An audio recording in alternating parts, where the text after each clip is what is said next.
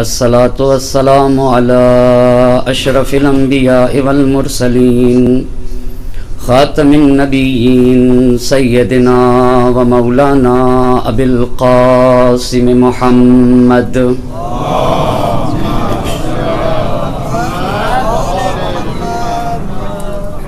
وعلى أهل بيته الطيبين الطاهرين المعصومين ولعنة الله على أعدائهم أجمعين أما بعد فقد قال الله سبحانه تبارك وتعالى في كتابه الحكيم وقوله الحق بسم الله الرحمن الرحيم إن الله اشترى من المؤمنين أنفسهم وأموالهم بأن لهم الجنة يقاتلون في سبيل الله صلوات پڑھتے پر محمد اور آل محمد.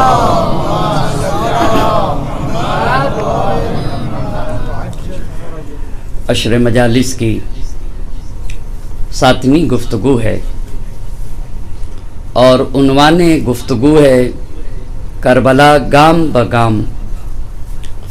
اس عنوان پہ گفتگو کرنے کے لیے قرآن کریم کی جس آیے شریفہ کو سرنامے سخن قرار دیا ہے اس میں اللہ کا ارشاد ہو رہا ہے وَمِنَ إِنَّ اللَّهَ اشْتَرَى مِنَ الْمُؤْمِنِينَ أَنفُسَهُمْ وَأَمْوَالَهُمْ بِأَنَّ لَهُمُ الْجَنَّةَ.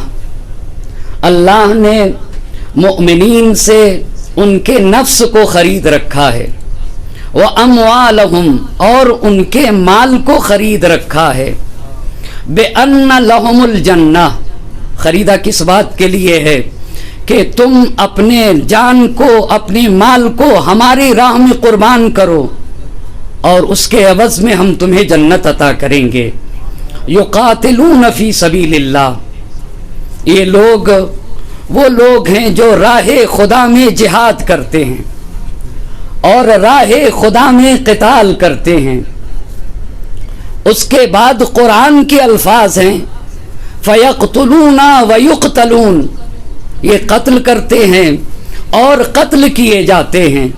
وَعَدًا عَلَيْهِ حَقًّا فِي التَّوْرَاةِ وَالْإِنْجِيلِ وَالْقُرْآنِ. توریت میں، انجیل میں، قرآن میں یہ اللہ نے وعدہ دے رکھا ہے وَمَنْ أَوْفَى بِعَهْدِهِ مِنَ اللَّهِ.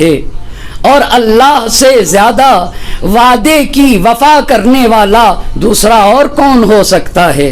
فَاسْتَبْشِرُوا بِبَعْيِكُمُ الَّذِي بَعْيَعْتُمْ.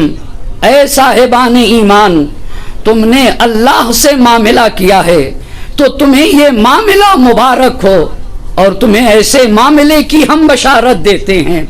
التائبون العابدون الحامدون السائحون الراکعون الساجدون الآمرون بالمعروف والناہون عن المنکر والحافظون لحدود اللہ وبشر المؤمنین. جو لوگ راہ خدا میں اپنی جان کا نذرانہ پیش کرتے ہیں اور اپنے مال کو بھی قربان کر دیتے ہیں وہ صاحب ایمان کیسے ہوتے ہیں. التائبون العابدون الحامدون السائحون. کہا کہ توبہ کرنے والے آب توبہ سے اپنے وجود کو طیب و طاہر کرتے ہیں. التائبون العابدون الحامدون السائحون الراکعون الساجدون الآمرون بالمعروف. وہ نکلتے اس لیے ہیں تاکہ سماج اور معاشرے میں اچھائیوں کو پھیلایا جا سکے. والناہون عن المنکر اور برائیوں کا خاتمہ کیا جا سکے. والحافظون لحدود اللہ. یہ وہ لوگ ہیں جو اللہ کے حدود کی حفاظت کرنے والے ہوتے ہیں. وبشر المؤمنین.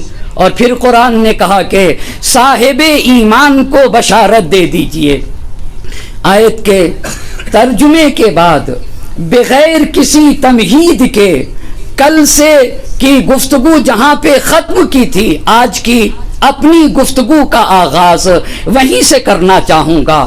کل آپ کی خدمت میں اتنی بات عرض کی کہ 3 طرح کے کوفے سے خط لکھے گئے تھے، اور امام عالی مقام نے پھر مکہ مکرمہ سے خط لکھا اہل کوفہ کے نام، اور وہ خط مسلم ابن عقیل کے ذریعے سے بھیجا۔ مسلم ابن عقیل بھی کوفے پہنچ گئے۔ 5 شوال کو کوفے میں مسلم ابن عقیل پہنچے ہیں، اور 5 شوال کو پہنچنے کے بعد مختار ثقفی کے گھر پہ آپ نے قیام کیا، اور جب قیام کیا تو گروہ در گروہ شیعہ حیدر کرار آنے لگے۔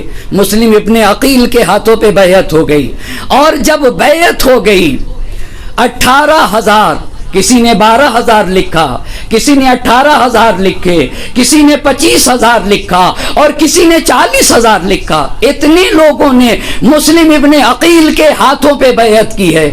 اس کے بعد مسلم ابن عقیل نے خط لکھا امام علی مقام کو، اور یہی کے اوپر کل کی گفتگو تمام ہوئی تھی۔ اس خط میں یہ لکھا تھا ان الرائد لا یکذب اہلہ، یہ ایک ضرب المثل ہے عرب کی۔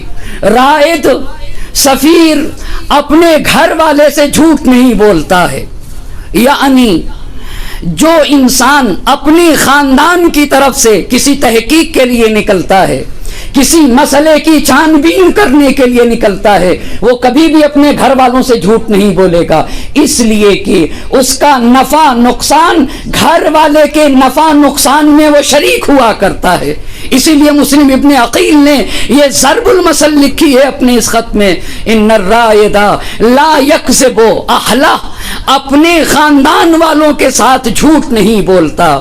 وقد بایعنی من اہل الکوفۃ 18,000، 18,000 لوگوں نے میرے ہاتھوں پہ بیعت کر رکھی ہے، یہ مسلم ابن عقیل نے لکھا ہے۔ فاقبل، آپ تشریف لے آئیے، فإن الناس كلهم معك، آپ کے یہ الفاظ ہیں، مسلم ابن عقیل کے خط میں یہ الفاظ ہیں، سارا کوفہ، پورا اہل کوفہ سب کے سب آپ کے ساتھ ہیں، آپ تشریف لے آئیے۔ لا رائے لہم فی آل معاویہ، آل معاویہ کا کوئی طرفدار نہیں ہے۔ یہ کل کی گفتگو تھی، لیکن جہاں سے آج کی گفتگو کرنا ہے، اب امام عالی مقام مکہ مکرمہ میں ہے، اور مکہ مکرمہ سے اب نکلنا چاہیں گے کوفے کے لیے، اس لیے کہ کل یہ بات اپنی جگہ کے اوپر واضح ہو چکی ہے کہ کیا راستے تھے۔ مدینے میں رہ نہیں سکتے تھے، مکہ مکرمہ میں رک نہیں سکتے تھے، عرب کے سب سے آباد ترین خطے سے بلایا جا رہا تھا، اور ہر فرد یہ کہہ رہا تھا آپ یہاں تشریف لے آئیے۔ اب امام علی مقام کو وہاں جانا ہے۔ ایک صلوات پڑھتے بر محمد اور آل محمد، پہلی باتیں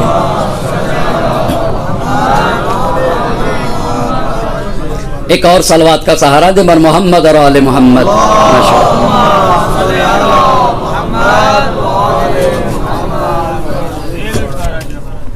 ایک اور صلوات پڑھ دے بر محمد اور آل محمد، صلوات۔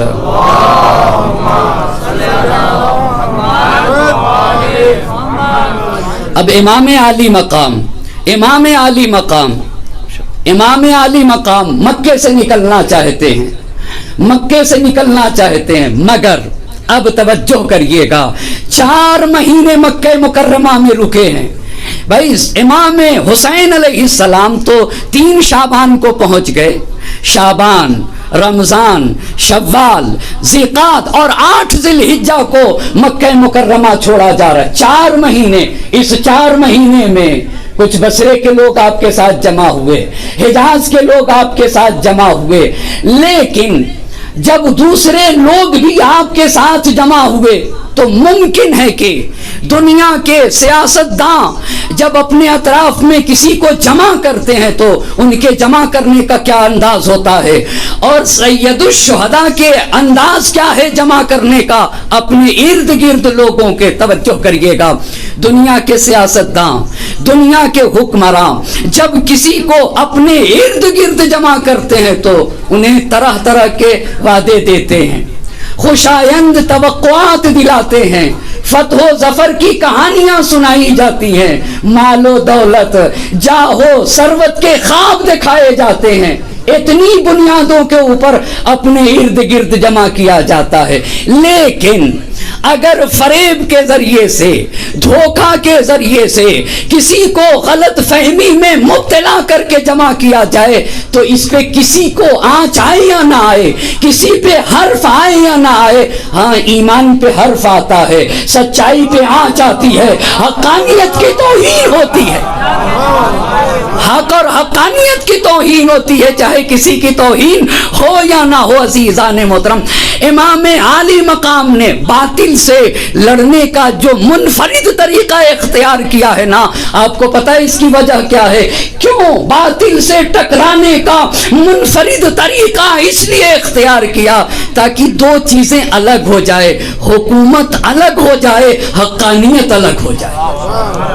بہت توجہ کرنے کی ضرورت ہے. کیوں اتنا منفرد طریقہ؟ تاکہ شہنشاہیت الگ ہو جائے، حکومت الگ ہو جائے، اور اسلامی تہذیب، اسلامی تمدن اور اسلامی اصول الگ ہو جائیں. اب امام عالی مقام کس بنیاد کے اوپر اپنے اطراف جمع کر رہے تھے؟ بہت سارے لوگ ممکن ہے کہ غلط فہمی میں مبتلا ہوں. توجہ کرنے کی ضرورت ہے. حسین کوفہ جا رہے ہیں، عرب کا سب سے آباد ترین خطہ عراق، اور اس میں بھی مرکز کوفہ جا رہے ہیں. کوفہ کون؟ دوسری بات، علی مرتضیٰ کا دارالسلطنت رہ چکا. تیسری بات، 150 خط آ چکے کوفہ سے، جس پہ 1 2 3 4 لوگوں کی دستخط موجود. 3 باتیں ہو گئی. چوتھی بات، مسلم ابن عقیل کے جانے کے بعد 18,000 لوگوں نے ہاتھ پہ بیعت کر رکھی ہے.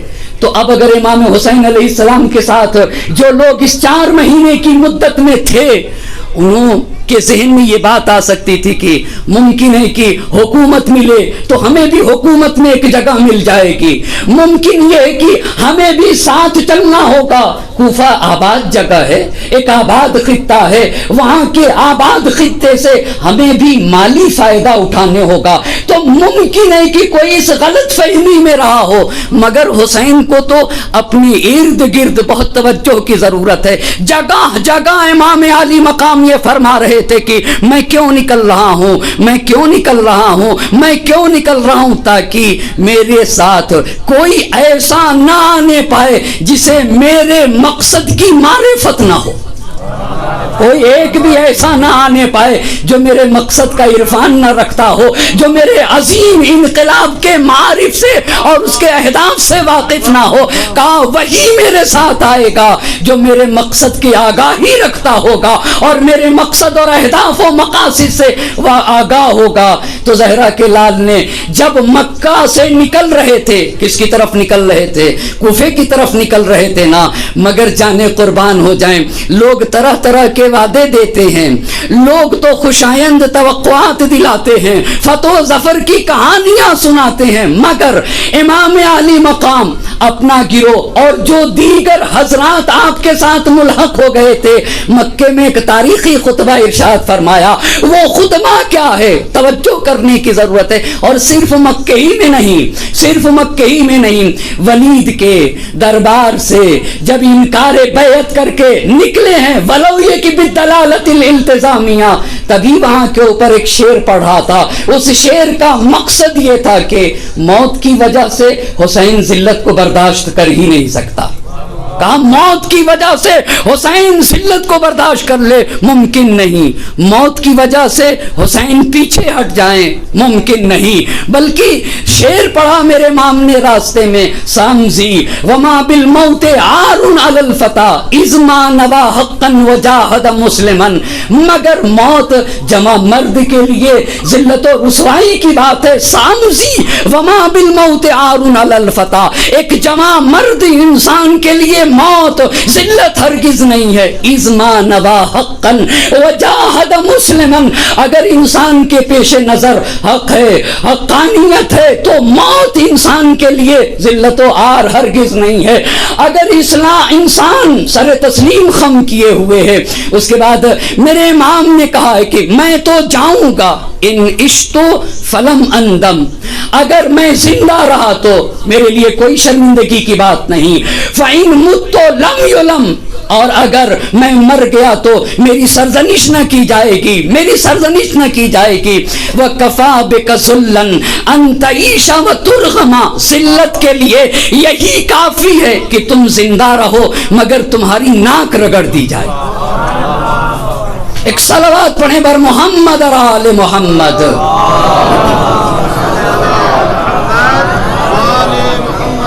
ذلت کے لیے یہی اتنا کافی ہے کہ تم زندہ رہو اور تمہاری ناک رگڑ دی جائے۔ موت فی عز خیر من حیات فی ذل، الموت اولا من رکوب العار۔ جگہ جگہ موت کا تذکرہ کیوں کہنا چاہتے ہیں؟ دیکھو ہمارے ساتھ صرف وہی آئے جو جان دینے کے لیے تیار ہے، جو مجاز کے پردوں کو چاک کر کے حقیقت تک پہنچنا چاہتا ہے، وہ ہمارے ساتھ آئے، وہ ہمارے ساتھ آئے۔ مالی دنیا کی لالچ میں نہ آئے گا، حکومت کی غرض کی خاطر نہ آئے گا، ہمارے ساتھ تو جسے حقیقت تک پہنچنا ہے وہ ہمارے ساتھ آئے گا۔ اسی لیے علی مقام نے کہا دیکھیں کوئی غلط فہمی میں مبتلا نہ رہے، 4 مہینے میں ضرور رہا ہوں۔ امام نے فرمایا خط الموت، مکے میں خطبہ، خط الموت علی ولد آدم مخط القلادت علی جید الفتى، موت تو بندے مومن کے گلے کا ہار ہے۔ عجیب بات ہے، اللہ اللہ۔ حسین آپ کو تحریک کے لیے لوگوں کی ضرورت ہے، کہا کمزور لوگ طرح طرح کے وعدہ دے کر اپنے ساتھ جمع کرتے ہیں، حسین تو عزم و استقلال کا نام ہے، حسین تو عزم و استقلال کا نام ہے۔ محمد ابن حنفیہ کے وصیت نامے میں کہا تھا اگر کوئی ایک بھی میرے ساتھ نہ آئے گا تو دنیا یہ نہ سمجھے حسین پیچھے ہٹ جائے گا، حسین تنے تنہا ہوگا مگر اپنے کاروان کو آگے بڑھاتا چلا جائے گا۔ خط الموت علی ولد آدم مخط القلادتی علی جید الفتى، کہا موت اولاد آدم کے لیے بالکل ایسے ہی ہے جیسے ایک جوان لڑکی کے لیے اس کے گلے میں گردن بند ہو، کہا موت تو اولاد آدم کے لیے زینت ہے، زینت ہے۔ اس کے بعد امام عالی مقام نے یہ جملہ ارشاد فرمایا وما اولہنی الی اشتیاق اسلافی اشتیاق یعقوب الی یوسف، حسین کو اپنی آباء و اجداد سے، نانا رسول خدا سے، بابا علی مرتضیٰ سے، ماں فاطمہ الزہرا سے، دادا ابو طالب سے، دادی فاطمہ بنت اسد سے، اور بڑھتے چلے جائیے۔ حسین کا تو سلسلہ نسب اسماعیل نبی تک جائے گا۔ کہا کہ وما اولہنی الی اشتیاق اسلافی اشتیاق یعقوب الی یوسف، مجھے تو اپنی اسلاف سے ملاقات کا اتنا ہی اشتیاق ہے جتنا یعقوب کو یوسف سے ملنے کا اشتیاق تھا۔ کہا جتنا یعقوب کو یوسف سے ملنے کا اشتیاق تھا اتنا ہی مجھے اپنے اسلاف سے۔ وخیر لی مسرعون، میرے لیے تو ایک ایک بات پہ غور کرنے کی ضرورت ہے۔ مکے میں کہہ رہے مرنا ضروری ہے، اور صرف مرنا ضروری ہے اسی کو نہیں بیان کیا جا رہا ہے، موت کی جزیات کو بھی بیان کیا جا رہا ہے۔ وَخُيِّرَ لِي مَسْرَعٌ، میرے لیے تو ایک جگہ، میری قتل گاہ معین ہے۔ وَأَنَا لَاقِي، میں کشتہ ہو کے اس جگہ کے اوپر گرایا جاؤں گا، اس قتل گاہ کے اوپر۔ وَكَأَنِّي بِأَوْصَالِي تَقَطَّعُهَا ذِئَابُ الْفَلَوَاتِ بَيْنَ النَّوَاوِيسِ وَالْكَرْبَلَا۔ اللہ اللہ، کہا میرے جسم کے جوڑ بند ہے نا، میں دیکھ رہا ہوں کہ کربلا کے میدان میں صحرا اور بیابان کے بھیڑیے یعنی ابن زیاد کا لشکر، یزید کی فوج، کانی بے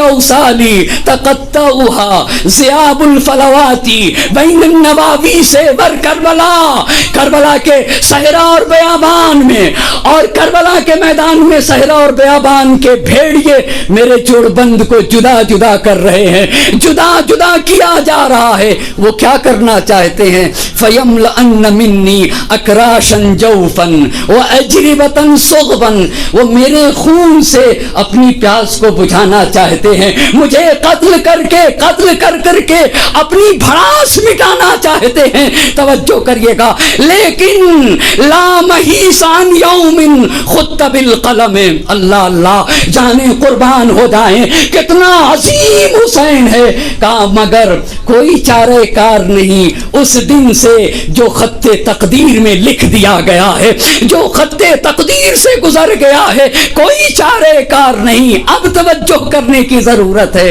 رضا اللہ واللہ رضانا اہل البیت، کہا رضا اللہ واللہ رضانا اہل البیت، ہم تو کچھ پسند کرتے ہی نہیں ہیں، اللہ اللہ، یہ جو جملہ کہا خط الموت بالقلم، کہا قلم تقدیر نے جو لکھ دیا ہے نا، لا محیسا ان یوم خط بالقلم، قلم تقدیر نے جو لکھ دیا اس سے کوئی چارہ کار نہیں، رضا اللہ واللہ رضانا اہل البیت، خدا کی قسم ہم تو وہی چاہتے ہیں جو ہمارا پروردگار چاہتا ہے۔ ایک صلوات پڑھیں بر محمد اور آل محمد۔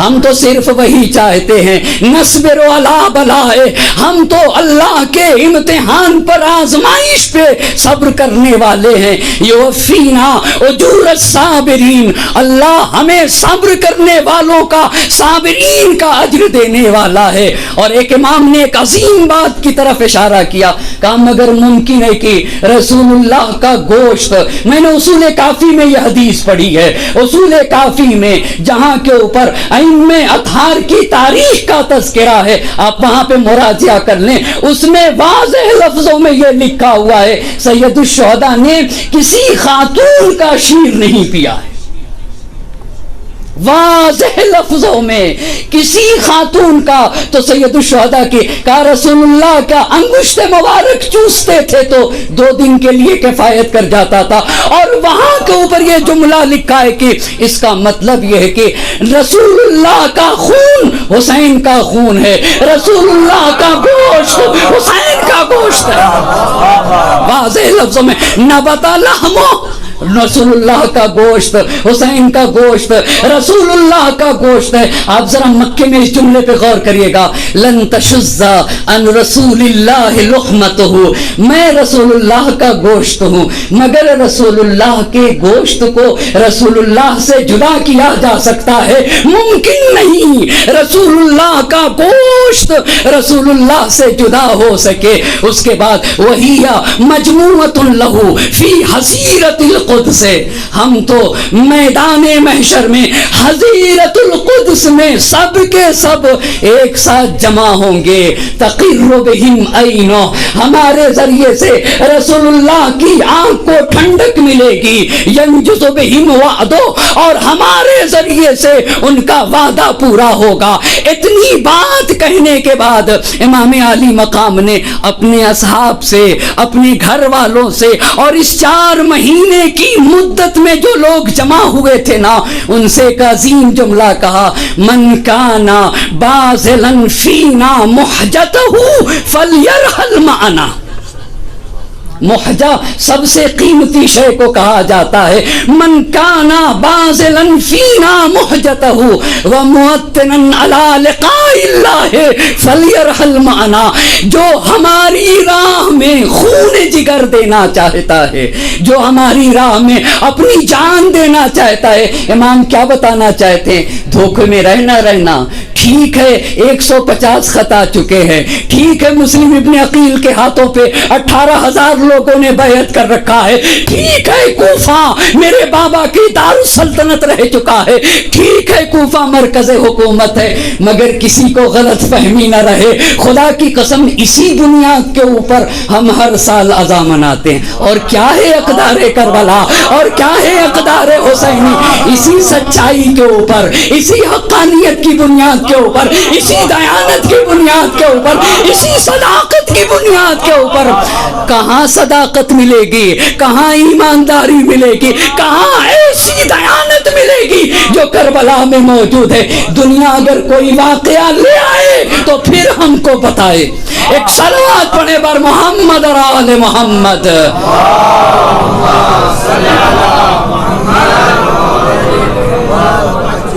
کہا کوئی غلط فہمی میں نہ رہے، کوئی غلط فہمی میں نہ رہے، جزیات بتا دیا، میرے جون بند جدا کر دیے جائیں گے، میرے وجود کو ٹکڑے ٹکڑے کر دیا جائے گا۔ یہ صرف شہادت کی گفتگو نہیں ہے، یہ اپنی جزیات کو امام علی مقام بیان کر رہے ہیں، اپنی جزیات کو بیان کر رہے ہیں۔ جس کو لقائے پروردگار کا شوق ہے، جو آمادہ ہے، عابس ابن ابی شبیب شاکری نے یہی تو کہا تھا کوفے میں مسلم ابن عقیل سے، یہی تو کہا تھا انا لأحدثنک اما موطن نفسی علی، موطن نفسی کی بات کہی ہے، اور یہاں کے اوپر امام علی مقام کہہ رہے ہیں کہ موطن علی لقاء اللہ، جو لقاء الہی کا شوق رکھتا ہے، فلیرحل معنا، ہم تو صبح کو روانہ ہونے والے ہیں۔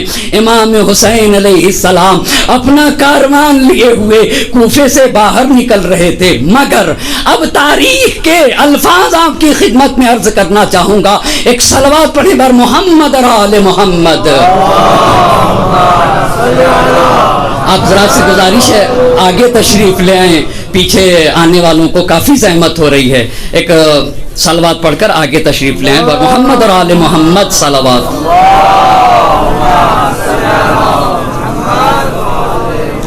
اگر ہو سکے تو تھوڑا سا اور آگے آ جائیں، ادھر جگہ کافی ہے، پیچھے رہنے والے کو کافی زحمت ہوتی ہے۔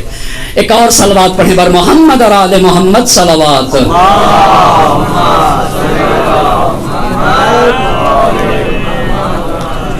جب تک وقت ہے میں ایک اعلان کر دوں، کل انشاءاللہ بعد مجلس یہاں سے جلوس برآمد ہوگا، آپ حضرات سے شرکت کی گزارش ہے۔ ایک صلوات کا سہارا دے بر محمد اور آل محمد صلوات۔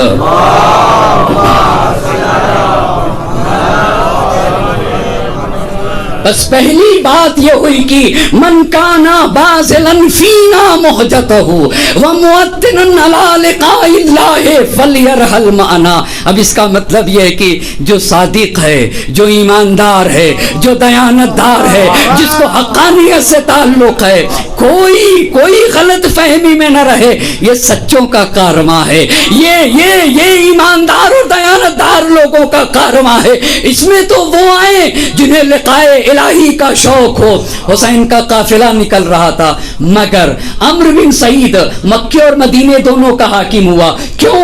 ولید معزول کر دیا گیا، ولید کی معزولی کے بعد اب عمرو بن سعید مکے کا بھی حاکم ہے، مدینے کا بھی حاکم ہے۔ اتنی آسانی سے امام علی مقام کہہ رہے تھے جگہ جگہ نہ مجھے گھیر لیا جائے گا، اگر نہ نکلوں تو مجھے گرفتار کر لیا جائے گا۔ تاریخ نے لکھا ہے، آپ ملاحظہ کریں، امام علی مقام نکلے ہیں نا، تو جب نکلے تو مکے کے باہر یحییٰ ابن سعید، یہ یحییٰ ابن سعید کون ہے؟ عمرو بن سعید کا بھائی ہے۔ یحییٰ ابن سعید کی قیادت میں ایک فوجی دستے نے جا کر امام کا راستہ روک لیا، امام کا راستہ روک لیا، مزاحمت ایجاد کی۔ کہاں پہ مزاحمت ایجاد کی جا رہی ہے؟ مکے میں۔ اور یہی یحییٰ ابن سعید کہہ رہے کہ آپ مکے واپس تشریف لے چلیں، آپ کو نہیں جانا ہے، توجہ کریں گے۔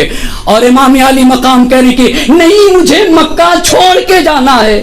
اچھا، تاریخ کے الفاظ ہیں اور الفاظ آپ کی اس خدمت میں نقل کرنا چاہوں گا۔ تدافع فریقان، تدافع فریقان فاضطربوا بالصیاط، کوڑے چل گئے، کوڑے چل گئے، دونوں فریق میں آویزش ہو گئی، اختلاف ہوا، کوڑے چلے۔ اور تاریخ نے لکھا ہے کہ اصحاب حسینی نے اتنی جرأت کا مظاہرہ کیا، مکے کے باہر کی بات ہے، توجہ کریے گا۔ یحییٰ ابن سعید کہہ رہا تھا کہ حسین کو پلٹا کے لایا جائے، ان کی مکمل سازش تھی امام۔ اسی لیے تو کل نکن صاحب کی اس بات کو نقل کیا تھا کہ ایک عام گورنر کے امان نامے کی حیثیت ہو ہی کیا سکتی ہے جب مرکزی حکومت قتل کرنا چاہے۔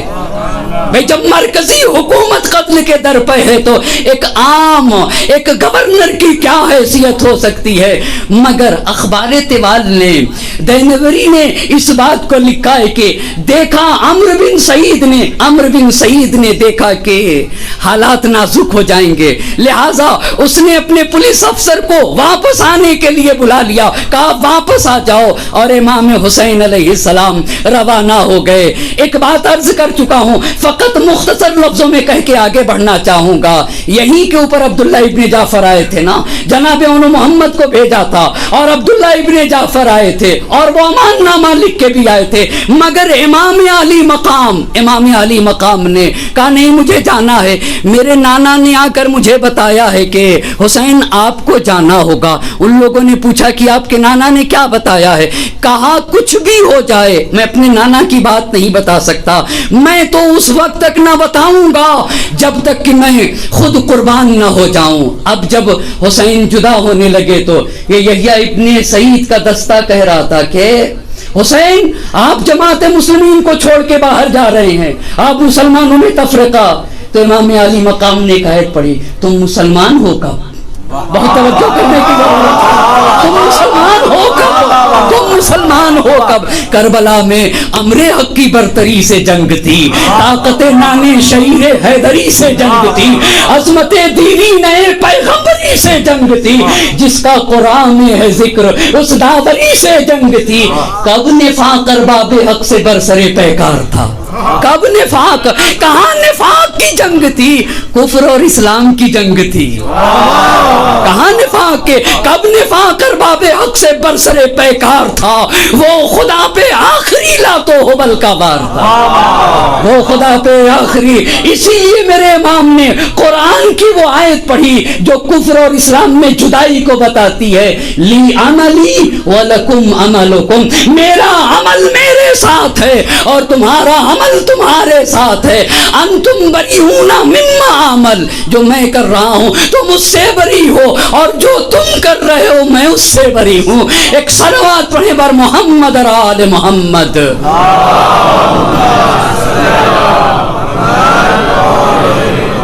روانہ ہوئے الحمدللہ عشر مجالس کی 7ویں گفتگو میں. اب تک اتنی باتیں آپ کی خدمت میں عرض کر چکا, مدینے کے حالات, مکہ مکرمہ میں جو باتیں پیش آئیں, جو ملاقاتیں, گفتگو, خط اور جو کچھ بھی, اور تھوڑے سے کوفے کے حالات.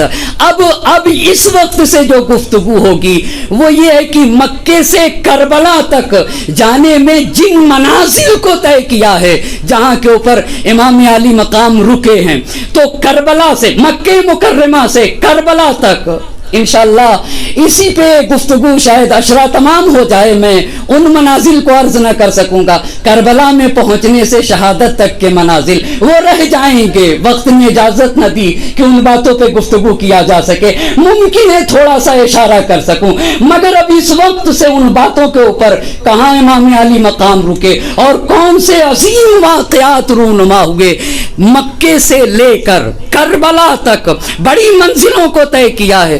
کچھ جگہیں ایسی ہیں جہاں پہ رات و دن رکے ہیں, 24 گھنٹے رکے. کچھ جگہیں ایسی ہیں جہاں پہ دن بھر رکے. کچھ جگہیں ایسی ہیں جہاں پہ 4-5 گھنٹے رکے. کچھ جگہیں ایسی ہیں جہاں پہ امام علی مقام صرف نماز کے لیے رکے ہیں, اور کچھ جگہیں ایسی ہیں جہاں سے صرف گزر گئے. اب ترتیب سے میں آپ کی خدمت میں پیش کرنا چاہوں گا. یہاں سے نکلے ہیں امام علی مقام, تو پہلی جگہ جہاں پہ امام علی مقام نے قیام کیا ہے اس جگہ کا نام ہے تنعیم.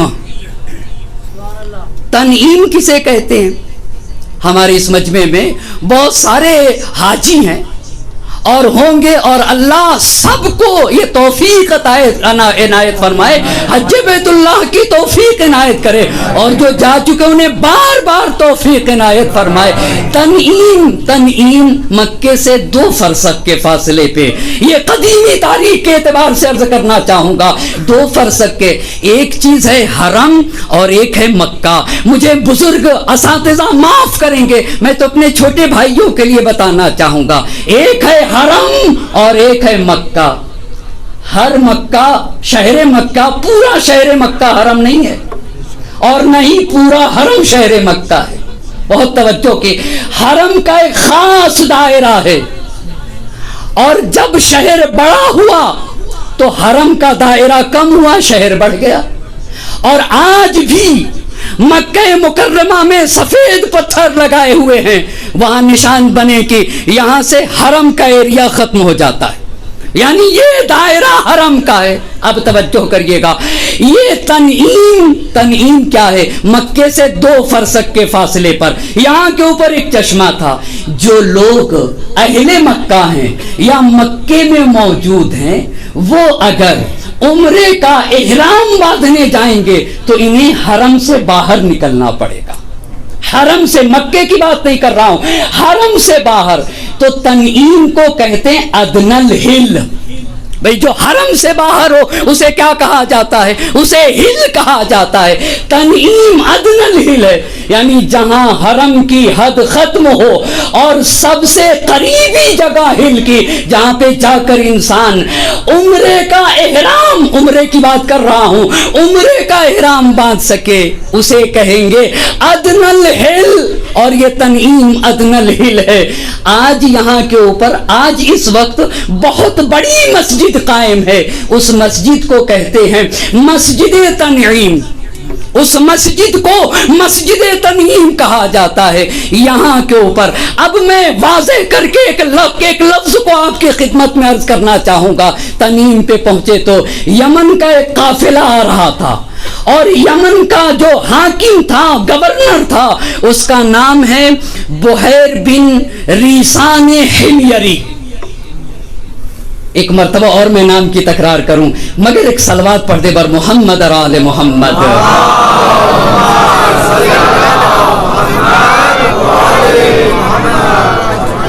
بحیر بن ریسان حمیری. ہمفر نے اپنے اعترافات میں ایک بات لکھی ہے، عجیب ہے نا. یہ کہاں ملے گا عزیزان تم؟ کہا حسین کے نام پہ جس جگہ پہ لوگ جمع ہوتے ہیں نا اسے گرا دینا چاہیے. کیوں گرا دینا چاہیے؟ اس لیے کہ وہ درسگاہ ہے، وہ یونیورسٹی ہے جہاں کے اوپر کرامت نفس اور عزت نفس کا درس دیا جاتا ہے، جہاں سے عدالت خواہ، حق پسند اور حقیقت جو لوگوں کی تربیت کی جاتی ہے نا، اسے فرش عزا کہا جاتا ہے. بحیر ابن ریسان حمیری.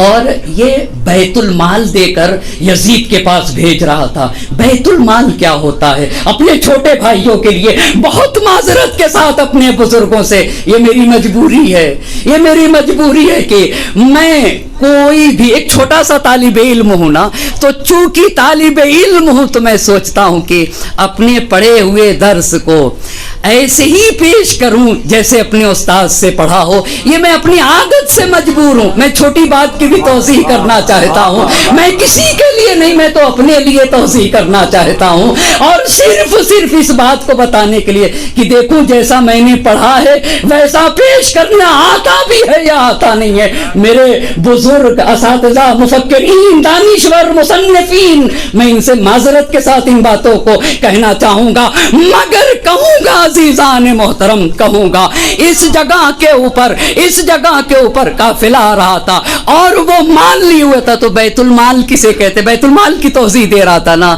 جو مسلمانوں کا مال ہوتا ہے اسے بیت المال کہا جاتا ہے، مگر یہ بیت المال حاکم کے اختیار میں ہوتا ہے.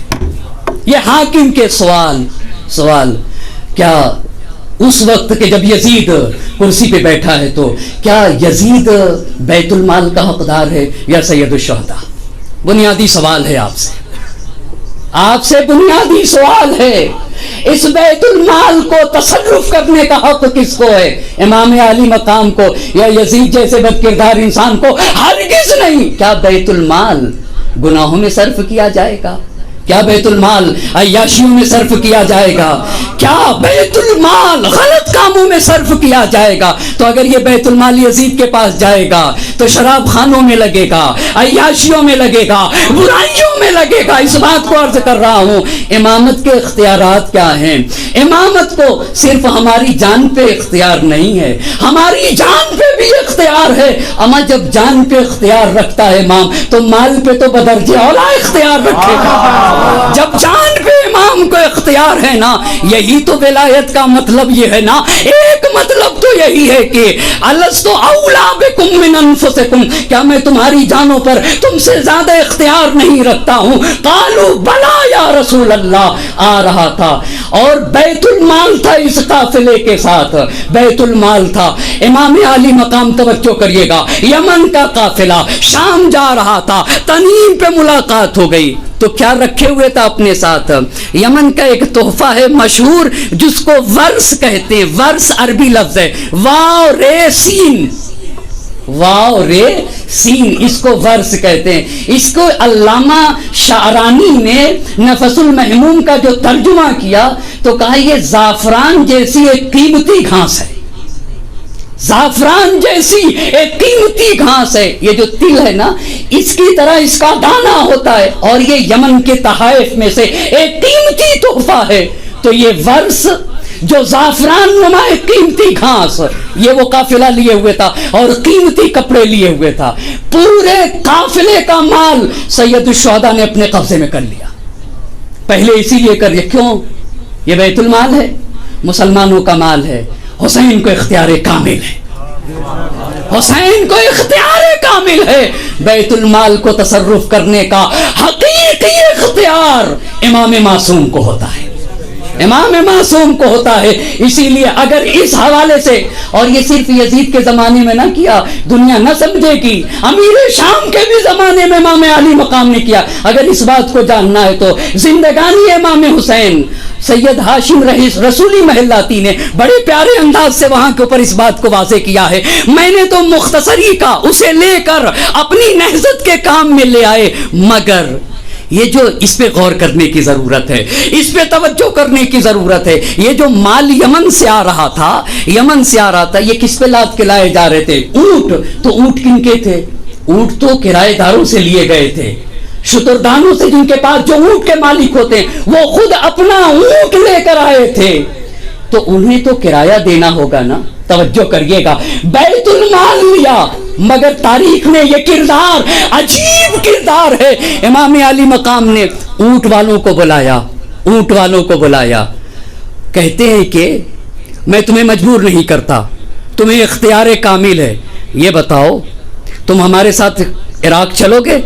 اگر تم ہمارے ساتھ عراق چلو گے، تم یمن سے آ رہے ہو نا، ان کو کرایہ یزید سے ملنے والا تھا، بہت توجہ کریے گا، یزید سے ملنے والا تھا، یمن سے آ رہے ہو نا، اگر تم میرے ساتھ چلو گے عراق تو میں پورا کرایہ تمہیں دوں گا، اور صرف اتنا ہی نہیں، تمہارے ساتھ احسان و نوازش بھی کی جائے گی، احسان و نوازش بھی، اور جو جانا چاہتا ہے یہیں سے واپس جانا چاہتا ہے، اس کو یہاں تک کی مسافت کا جتنی مسافت طے کر کے آیا ہے ہم اسے اتنا کرایہ دے دیں۔ یہ ان سے کہہ رہے تھے۔ اتنی بات کیوں؟ حسین کریم انسان کا نام ہے، یہ کیوں کہا؟ یہ جبکہ پورا کرایہ دیا ہے، مگر کہا یہ بہت توجہ کی ضرورت ہے، پورا کرایہ کہاں سے کہاں تک کا؟ بھئی یمن سے شام جانے تک کا پورا کرایہ دیا، مگر جانے قربان ہو جائے نا، راہنما کتنا رؤوف ہوتا ہے، شاید اسی بہانے سے چلیں، میری ہمراہی میں رہ کے میرے ساتھ ہو جائیں اور اپنی جان کا نذرانہ پیش کر سکیں۔ کچھ لوگ واپس چلے گئے، مگر امام علی مقام نے اسی تنعیم سے واپس ہو گئے، مگر امام علی مقام نے انہیں پورا کرایہ دیا۔ کہاں سے کہاں تک کا؟ یمن سے شام تک کا کرایہ دیا، اور جو لوگ امام عالی مقام کے ساتھ ساتھ رہے، اپنے بھی ساتھ رہے، اونٹ کو بھی لے کر گئے، انہیں ان کو پورا کرایہ بھی دیا اور قیمتی کپڑوں سے نوازا ہے۔ یہاں تک جب بات کہہ لے گیا تو اس کو طبری نے یہ مکمل لکھا ہے۔ ارشاد شیخ مفید نے یہ مال کو قبضہ کرنے کا تذکرہ نہیں کیا ہے، صرف اونٹوں کو کرائے پہ لینے کا تذکرہ کیا ہے، مگر ہمارے دیگر علماء نے یہ کیا ہے اور اس کے اوپر دلیل یہ پیش کی ہے کہ بیت المال کا اختیار امام حسین علیہ السلام کو تھا۔ یہ پہلی دلیل پیش کی ہے، اور دوسری بات یہ پیش کی ہے کہ اگر یزید کے پاس پہنچ جاتا تو برائیوں میں خرچتا، برائیوں میں منکرات میں خرچتا۔ حسین نے روک کے نہیں انل منکر کیا ہے۔ ایک صلوات پڑھیں بر محمد اور آل محمد۔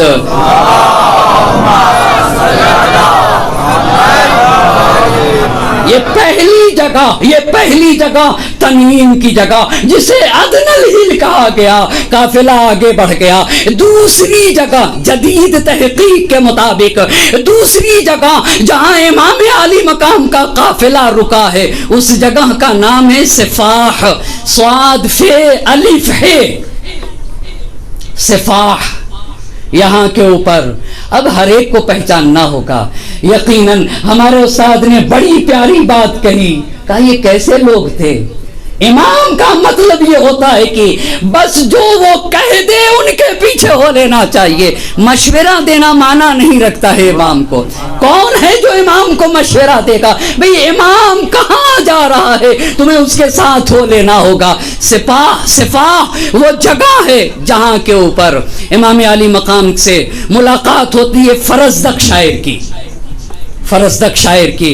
بہت چیزیں انسان کو سوچنے پہ مجبور کر دیتی ہیں، آخر یہ لوگ کیسے تھے؟ فرزدق شاعر کا بیان ہے، توجہ کریں گے کہ امام عالی مقام کے جب روبرو ہوا تو امام عالی مقام کے سامنے جا کر فرزدق شاعر نے کہا اعطاک اللہ سؤلک وعملک فیما تحب، اللہ آپ کی مرادوں کو پورا کرے اور جو آپ چاہتے ہیں آپ کی آرزویں پائے تکمیل تک پہنچے۔ یہ جناب فرزدق نے امام عالی مقام سے کہا تو امام حسین علیہ السلام نے فرزدق سے کہا، اس پہ غور کرنے کی ضرورت ہے۔ فرزدق سے کہا بین لنا نبأ الناس خلفک، اپنے پیچھے جن لوگوں کو چھوڑ کر آئے ہو ہمیں ان کے بارے میں بتاؤ، ہمیں اہل کوفہ کے بارے میں بتاؤ، ہمیں عراق کے بارے میں بتاؤ۔ تو فرزدق نے کہا کہ من الخبیر سألتا، آگاہ انسان سے پوچھا آپ نے، ایک خبیر شخص سے آپ نے پوچھا۔ قلوب الناس معک وسیوفہم ما بنی امیہ، علیہ کی لفظ میں نے نہیں دیکھی، لفظ یہ ارشاد میں بھی تقریر میں بھی کہا قلوب الناس معک، لوگوں کے دل تو آپ کی طرف ہیں، توجہ کرنے کی ضرورت ہے، لوگوں کے دل آپ کی طرف ہیں مگر لوگوں کی تلواریں بنی امیہ کے ساتھ ہیں۔ والقضاء ينزل من السماء، قضاء و قدر الہی آسمان سے نازل ہوگی۔ واللہ یفعل ما یشاء، اور اللہ جو چاہتا ہے کرتا ہے۔ توجہ کریے گا، امام عالی مقام نے کہا صدقتا، سچ کہا تم نے، للہ الامر، تمام اختیار تو خدا کے ہاتھ میں ہے۔ ان اللہ یفعل ما یشاء، اللہ جو چاہتا ہے وہ کرتا ہے۔ ربنا کل یوم ربنا فی شان، ہر دن اللہ کے قدرت کا ایک نیا کرشمہ دکھاتا ہے، نیا کرشمہ دکھاتا ہے۔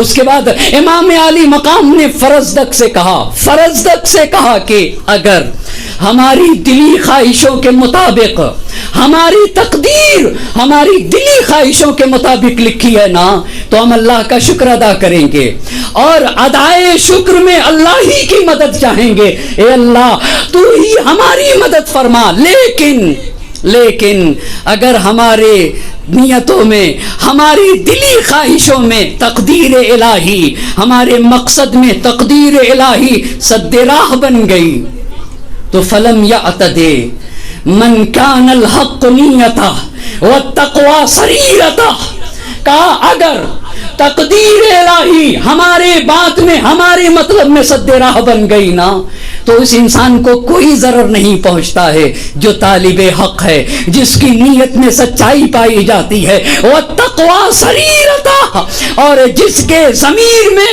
پارسائی پائی جاتی ہے اس کو کوئی ضرر نہ پہنچائے گا۔ ایک صلوات پڑھے بر محمد اور آل محمد۔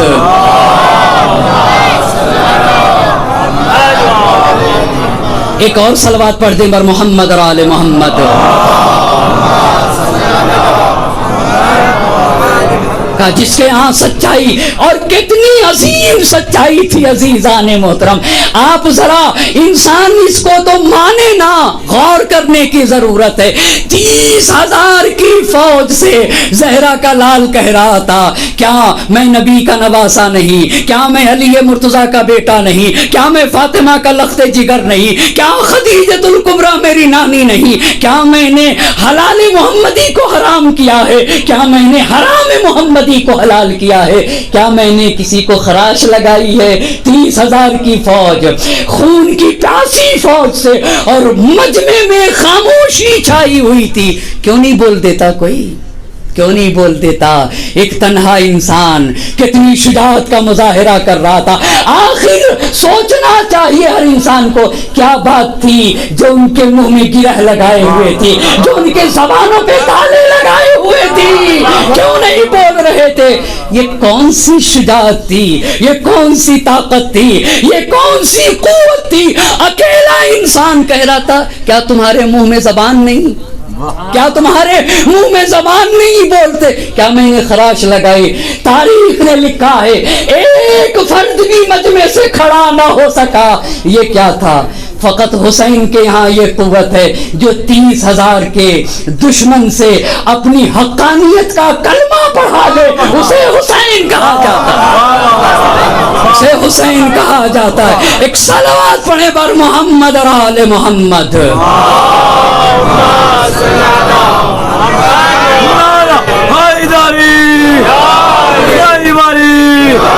محمد آل محمد صلی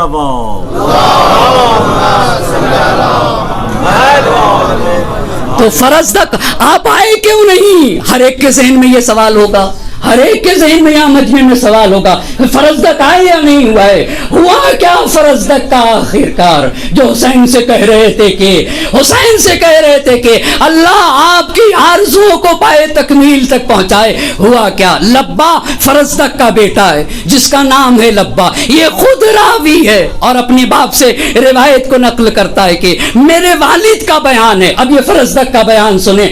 میرے والد کا بیان یہ ہے کہ میرے والد نے کہا کہ میں اپنی ماں یعنی فرض تک اپنی ماں کو لے کر 60 ہجری میں حج کے لیے گیا، اور جب حج کے لیے پہنچے فرض تک، اب توجہ کریے گا، حرم میں پہنچے دیکھا کہ ایک قافلہ ہے، قافلہ نکل رہا ہے، حسین کے ہاتھوں میں تلوار اور حسین کے ہاتھوں میں نیزے، قافلہ نکل رہا ہے. فرض تک نے پوچھا یہ کس کا قافلہ ہے؟ کہا حسین کا قافلہ ہے. فرض تک آگے بڑھے، توجہ کریے گا، فرض تک آگے بڑھے. آگے جب بڑھے تو امام علی مقام نے پوچھا ممن انتا، کہاں سے آ رہے ہو، کس قبیلے سے ہو، کہاں سے تمہارا تعلق ہے؟ تو فرزدق کہتے میں نے کہا عراق سے آ رہا ہوں. فرزدق کا بیان ہے کہ اس کے بعد امام نے کچھ نہ پوچھا، اس کے بعد کچھ نہ پوچھا، توجہ کریے گا.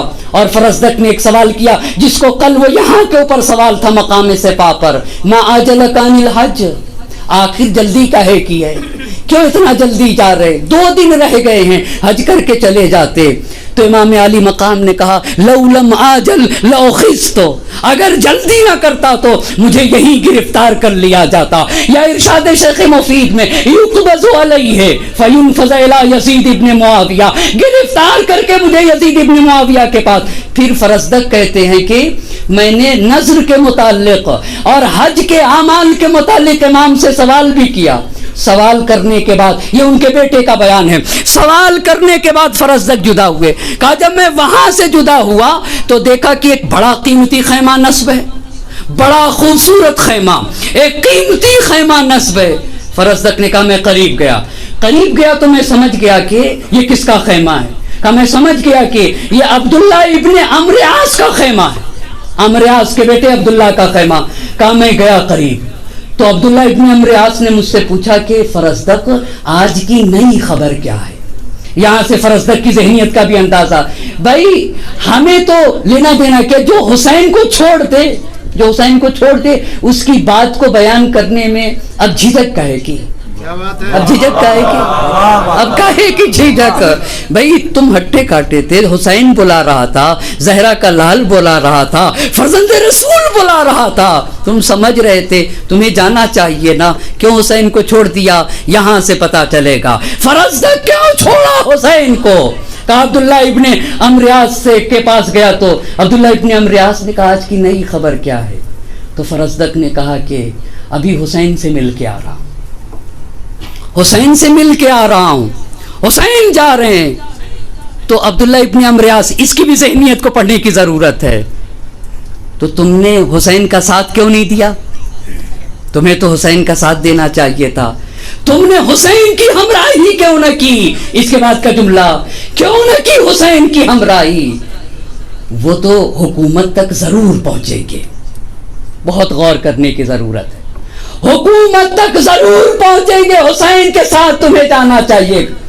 اور کوفے میں حسین اور اصحاب حسینی میں کوئی اسلحہ ہتھیار کام نہ کرے گا، یعنی ولو یہ کہ اسلحہ ہتھیار کی بارش کی جائے مگر ان کے اوپر کچھ بھی کام نہ کرے گا۔ یہ تو ضرور حکومت تک پہنچیں گے۔ فرزدق کہنے لگے عبداللہ ابن عمرو عاص کی بات میرے دل میں اثر کرنے لگی، میں نے ایک مرتبہ سوچا کہ چلتا ہوں حسین سے ملحق ہو جاؤں اور حسین کے ساتھ ہو جاتا ہوں، چلتا ہوں، مجھے چلنا چاہیے۔ مگر کہتے کہ ایک مرتبہ میرے ذہن میں یہ بات آئی کہ انبیاء کو بڑے بری طریقے سے قتل کیا جاتا ہے، کہ میرے ذہن میں انبیاء کے قتل ہونے کی داستان پھرنے لگی۔ تو میں نے کہا یہ تو اولاد پیغمبر کی اولاد ہے حسین، انہیں بھی اسی طرح سے قتل کیا جائے گا۔ وگرنہ جب عبداللہ ابن عمرو عاص نے کہا یہ تو حکومت تک پہنچیں گے، انہیں تو حکومت مل کے رہے گی، تو میں نے چاہا کہ میں بھی چلوں۔ مگر انبیاء کی سرگزشت، حالات انبیاء، داستان انبیاء، ان کے قتل ہونے کا واقعہ، اس نے مجھے پیچھے کھینچ لیا۔ اور اب یہ فرزدق کے الفاظ ہیں، ان کا بیٹا نقل کرتا ہے، کوفہ نہ گئے، عسفان، یہ ظاہراً مکے اور مدینے کے درمیان ایک جگہ، یہ کہتے کہ میں وہاں سے عسفان چلا گیا اور وہی کے اوپر رہا، عسفان ہی میں رہا اور میں عسفان میں تھا، توجہ کی ضرورت ہے، میں عسفان میں تھا، کوفے سے قافلہ آیا، مجھے پتا چلا کہ کوفے سے قافلہ آیا ہے، کہا جیسے ہی مجھے پتا چلا کوفے سے قافلہ آیا، میں دوڑا گیا، کہا بھی قافلہ دور تھا مگر میں اتنی دور پہنچا جہاں سے اگر میں بولوں تو میری آواز پہنچ جائے گی۔ میں نے وہیں سے کہا یہ بتاؤ حسین کا کیا ہوا، حسین نے کیا کیا؟ تو ان قافلے والوں نے کہا کہ حسین کو تو قتل کر دیا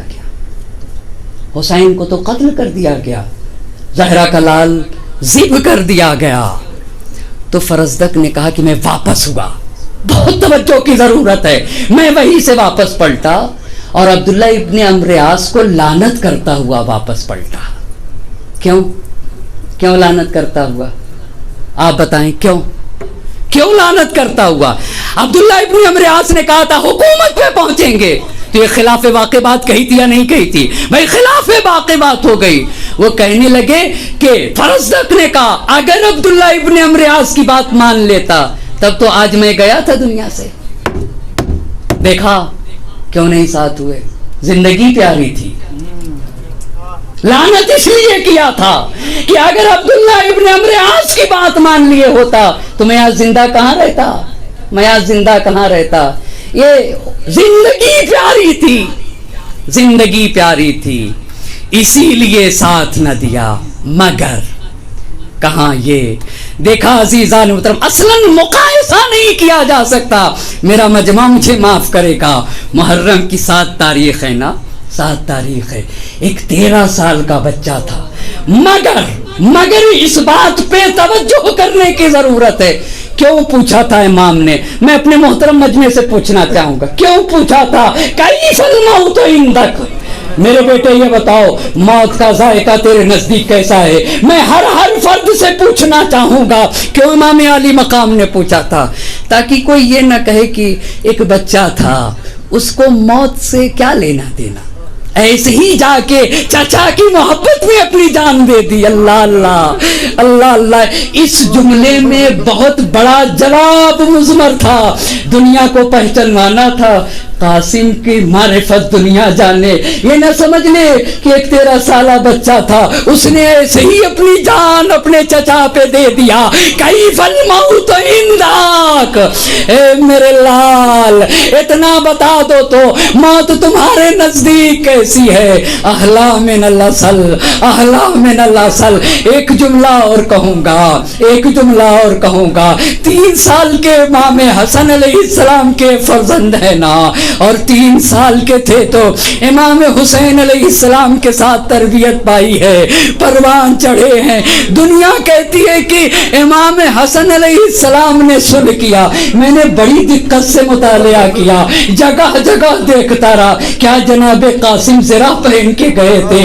مقتل نے لکھا ہے کہ تاریخ کربلا کا وہ واحد شہید جو کرتا پہن کے گیا ہے، جو کرتا پہن کے گیا، اللہ اللہ، یہ مقتل کے الفاظ ہیں۔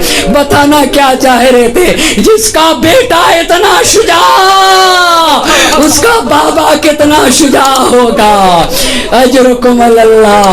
عاشور کا دن تھا، بنی ہاشم کی قربانیوں کا سلسلہ شروع ہے۔ بنی ہاشم کا بچہ ہے، بھائی کی یادگار ہے، حسین نے پالا ہے نا، میرے بھیا کی یادگار ہے۔ جس سے حسین کو تسلی ملتی تھی اسے قاسم کہا جاتا ہے۔ میرے قاسم، میں تمہیں دیکھتا ہوں تو مجھے تسلی ملتی ہے۔ اجرکم اللہ۔ عاشور کے دن جناب قاسم آئے، مقتل کے الفاظ ہیں، چچا کے ہاتھ چومنے لگے، اپنے چچا کے قدموں پہ گر گئے۔ چچا مجھے مرنے کی اجازت دے دیجئے، مجھے مرنے کی اجازت دے دیجئے۔ قاسم تم میرے بھیا کی یادگار ہو، میں چاہتا ہوں تم زندہ رہو، تمہیں دیکھتا ہوں مجھے تسلی ہوتی ہے۔ روتے روتے قاسم ایک مرتبہ یاد آیا، میرے بابا نے بچپنے میں مجھے ایک تعویذ باندھا تھا اور میرے بابا نے یہ وصیت کی تھی، اے قاسم ارے تم پہ اگر کوئی مصیبت آن پڑے اس تعویذ کو کھول کے پڑھ لینا۔ ایک مرتبہ قاسم نے کہا اس سے سخت وقت اور کیا ہو سکتا ہے؟ اجرکم اللہ۔ تعویذ کو کھول لیا، تعویذ پہ لکھا ہوا تھا، میرے لال قاسم جب تمہارے چچا نرغے آدھا میں گر جائے، اجرکم اللہ، اللہ کسی غم میں نہ رلائے۔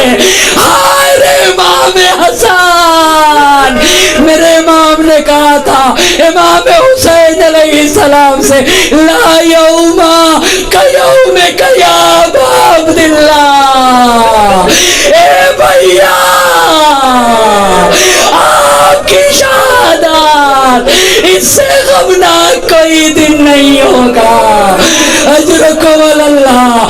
اے بیٹا قاسم، ارے چچا کے کام آ جانا۔ اجرکم اللہ۔ امام کی تحریر قاسم لے کے چلے آئے، چچا ارے میرے بابا کی تحریر دیکھیے۔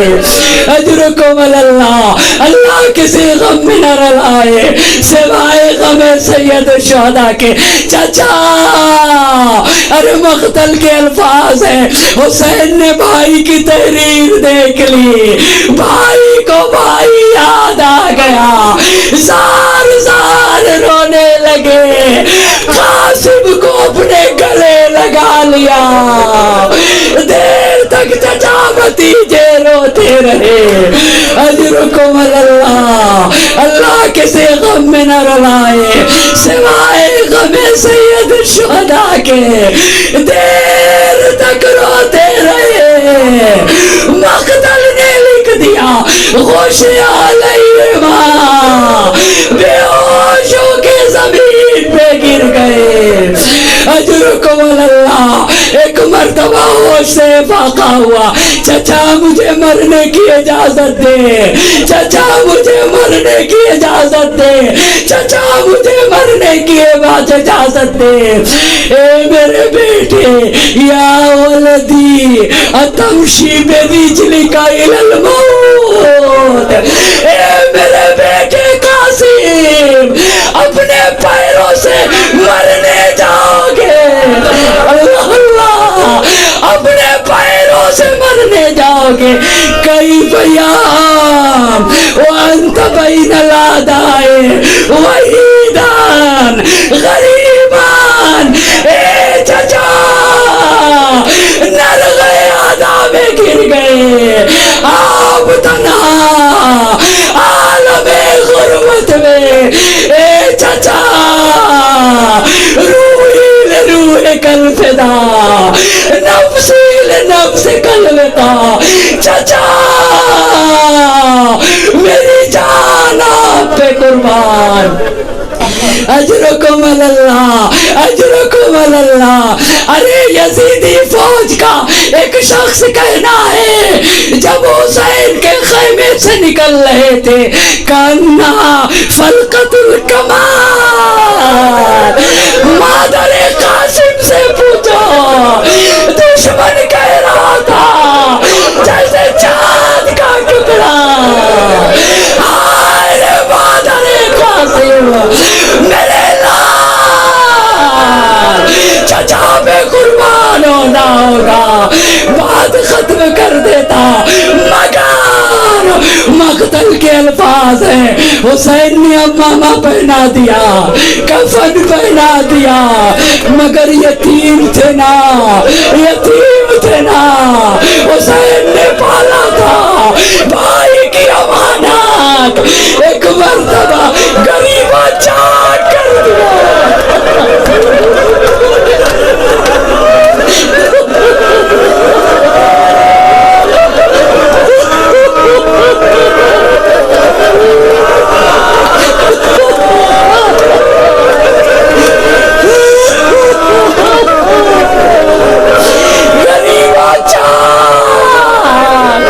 ارے یتیم ہے میرے بھیا کی امانت ہے میرے بھیا کی یادگار.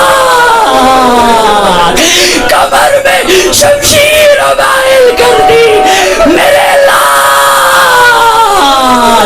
نہ سن سکو گے نہ سن سکو گے. قاسم کو بھیج رہے تھے مقتل کے الفاظ ہیں گھوڑے پہ سوار آمادہ تھے. قاسم گئے میدان جہاد میں لڑ رہے تھے جوتے کا تسمہ ٹوٹ گیا ڈوری ٹوٹ گئی سر جھکا لیا ظالم نے وار کر دیا زمین پہ گر گئے. یا چچا چچا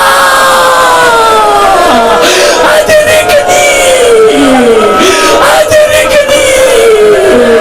حسین دوڑ پڑے. اجرکم اللہ اجرکم اللہ. اللہ کسی غم میں نہ رلائے. حسین دوڑے مقتل کے الفاظ ہے 200 قاتل گھیرے ہوئے تھے 200 قاتل. ہر شخص چاہتا تھا قاسم کے سر و تن میں جدائی کرے اور قاسم پکار رہے تھے چچا چچا چچا ادھر کی واجدار ادھر کی واجدار. لاشا گھوڑوں کی ٹانگوں سے بوال ہوا. بچہ کہہ رہا تھا چچا.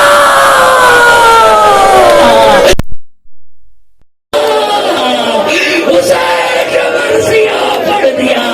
قاسم تیرے چچا کے لیے بڑا ساتھ آیا مگر مدد نہ کر سکا. لا تابوت قاسم کی زیارت کرو. حسین نے لاش قاسم اٹھا لیا سینے سے سینہ لگا دیا.